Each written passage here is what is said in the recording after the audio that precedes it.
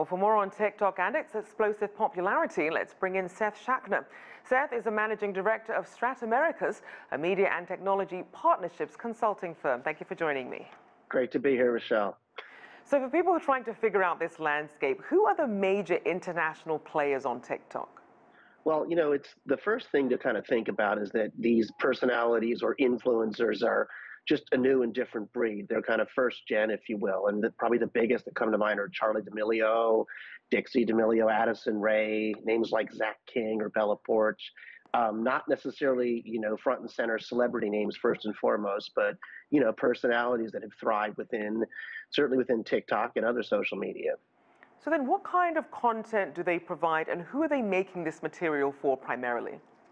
Well, it's short form stuff. It's not really long form. It's user generated. A lot of it is incredibly informal, lots of dance videos and lip syncing. And I think, the real thing about it is that I think the ones that are really succeeding, like the influencers I just mentioned, are doing things and features that are authentic, that are really playing to their audiences. Might be younger audiences. There's tons of different interest groups. You just mentioned, South African filmmakers using it, but everything from cooking to sports figures to certainly artists are using it. And I think that's a real distinctive factor, that there's just lots of different disparate audiences on it as well. So obviously, when you have all this content on there, then, in terms of how these people earn, walk us through the ways that TikTokers really monetize their content now. Yeah, I mean, I tend to, I don't sort of want to lead necessarily or say that's the only way to look at this platform, but for me, it's all about the sponsored, the sponsored content. So the top influencers who were arguably in earlier and may somehow be deeper into the AI and the algorithm that the For You page uses, are generating lots and lots of audiences and likes and reshares and so forth. And so those are branding deals, premium branding deals and partnerships for sure. And I think that's probably the biggest thing to think about for TikTok. But, certainly you can sell stuff and get tips. You could be an affiliate for other parties as well and really build your own economy. And I think that applies across a lot of these different kind of video networks, not just TikTok. And as we mentioned, TikTok now giving more opportunities for content creators to earn more. How does their process differ from how people earn on YouTube and Instagram and how they get paid out there? Well, I mean, it's definitely, they're completely different mediums and different worlds first and foremost. I mean, I think the YouTube, Google landscape, there's a partners program that you can qualify for, and that's just an ad revenue share basically, and that's almost automated or programmed. And I think all of them kind of share the other characteristics that I just went for. I think the thing that I see with TikTok, and I know China's got a domestic version of it as well.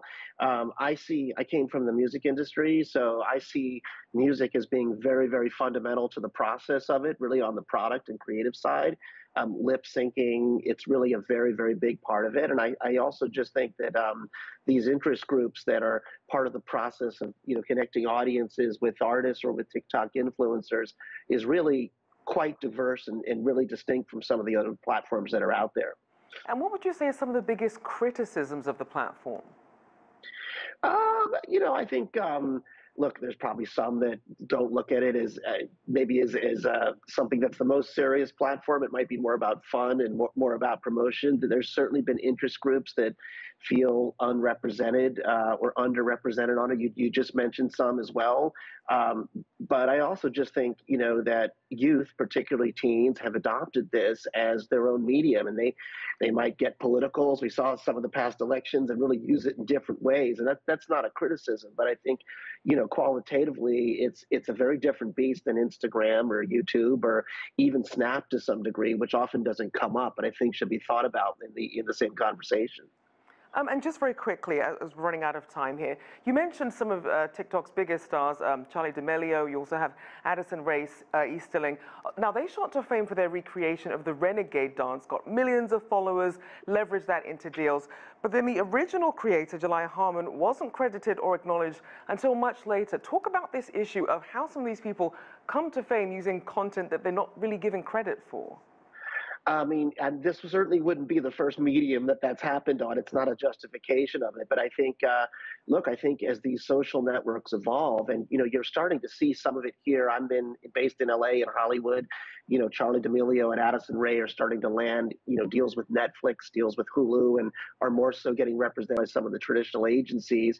I would hope and would think that ultimately some of the traditional rights and the way creators, whether they're writers or whatever part of the chain they are compensated, would be more a part of the process. But sometimes some of the social network stuff with user generated content isn't the neatest process. It can be sloppy and viral, and sometimes rights get overlooked in the process. So I think that's an area that they need to improve on.